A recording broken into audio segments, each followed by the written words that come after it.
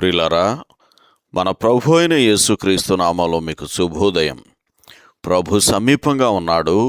అనుదిన ఆత్మీయ ఆహారం డిసెంబర్ 7 ప్రభు దినం. నేటి మన ధ్యాన లేఖనం యెషయా గ్రంథం 53వ అధ్యాయం 7వ వచనం. అతడు దౌర్జన్యము నొందెను, బాధింపబడినను అతడు నోరు తెరవలేదు. వధకు తేపడు గొర్రెపిల్లయు, బొచ్చు కత్తిరించు వాని ఎదుట గొర్రెయు మౌనముగా నుండునట్లు అతడు నోరు తెరవలేదు. వ్యాఖ్యానాంశం: గొర్రెబొచ్చు కత్తిరించుట 6వ భాగం, దేవుడిచ్చిన అందమైన ఉన్ని. వ్యాఖ్యానాంశం: గొర్రెబొచ్చు కత్తిరించుట 6వ భాగం, దేవుడిచ్చిన అందమైన ఉన్ని. వ్యాఖ్యానం: ఇక్కడ రాయబడిన గొర్రెబొచ్చు కత్తిరించు సందర్భానికి న్యాయాధిపతుల గ్రంథం 6వ అధ్యాయం 36-37 వచనాల్లో రాయబడిన గిద్యోను ప్రస్తావించిన గొర్రెబొచ్చుకు ఖచ్చితంగా సంబంధం కనబడుతుంది. యెషయా గ్రంథం 53వ అధ్యాయంలోని ఆరంభ వచనాల్లో యెహోవా ఎదుట లేత మొక్కవలె ఎదిగిన వానిని గురించి, ఎండిన నేలను పెరిగిన వేరువలె ఆయన వర్ణింపబడ్డాడు. ప్రభు అయిన యేసు భూమి నుండి తేమను తీసుకునే మొక్కతో కాకుండా ఆకాశపు మంచు నుండి తేమను తీసుకునే మొక్కతో పోల్చబడ్డాడు. ఈ లోకములోనిది ఏదైనా ఆయనను పోషించిందా లేదా ఆయనకు సేద తీర్చిందా? లోకము ఆయనకు కేవలం శ్రమను మాత్రమే కలిగించింది. తన తండ్రి చిత్తం నెరవేర్చడమే ఆయనకు ఆహారం. ఆయనకు ఆహారం పరలోకము నుండి వచ్చింది. ఈ అందమైన ఉన్నిని చూడండి. చుట్టూ ఉన్న నేలంతా పొడిగా ఉంది, కానీ మంచు బిందువులు ఆయన మీద పడినవి. మంచు బిందువులు ఆయన మీద మాత్రమే పడినవి. మంచు బిందువులు దేవుని అనుగ్రహాన్ని, ఆనందాన్ని సూచిస్తున్నాయి అని ద్వితీయోపదేశకాండం 33వ అధ్యాయం 13వ వచనం, కీర్తనల గ్రంథం 133వ కీర్తన 3వ వచనం చదవండి.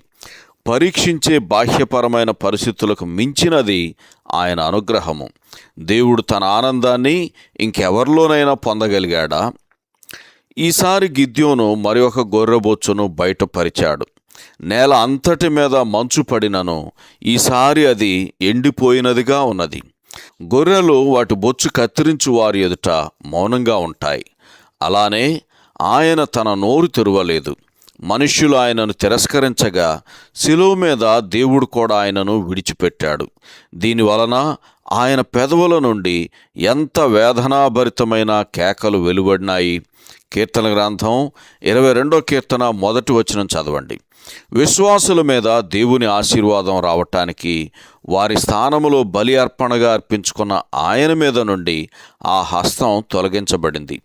మనుష్యుని దుష్ట స్వభావం అంతా ప్రదర్శింపబడిన ఆ తరుణములోనే దేవుని అత్యున్నతమైన దయాసంకల్పము కనుపరచబడింది. ఆయన సంకల్పములు ఎన్నటికీ విఫలం కావు. ఆయన ఆనందం మసకబారదు. మనం దేవుని అనుగ్రహాన్ని, ఆశీర్వాదాన్ని పొందగలిగిన ఏకైక కారణం ఏమంటే దేవుని గొర్రెపిల్లైన క్రీస్తే. ఆయన మన పాపములను భరించాడు, వాటి కొరకు శ్రమలు అనుభవించాడు, మన పాపముల కోసం మరణించాడు, మన పాపములకు క్రయధనముగా తన రక్తాన్ని చిందించాడు.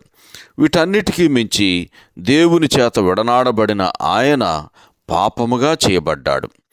ఆయనే పరిపూర్ణమైన జీవితము కలిగిన ఆయనే పరలోకం తెరవబడేలా చేయగా దేవుడు ఆనందముతో ఆయనను గూర్చి ప్రకటించాడు. మానవాళి మొత్తం కరుణింపబడి దేవుని ఆశీర్వాదం పొందునట్లు ఆయన శిలువ మీద ఒంటిగా ఉన్నాడు, విడనాడబడినాడు. సహోదరుడు గ్రెగ్ వైల్ శుభములతో వందనాలు.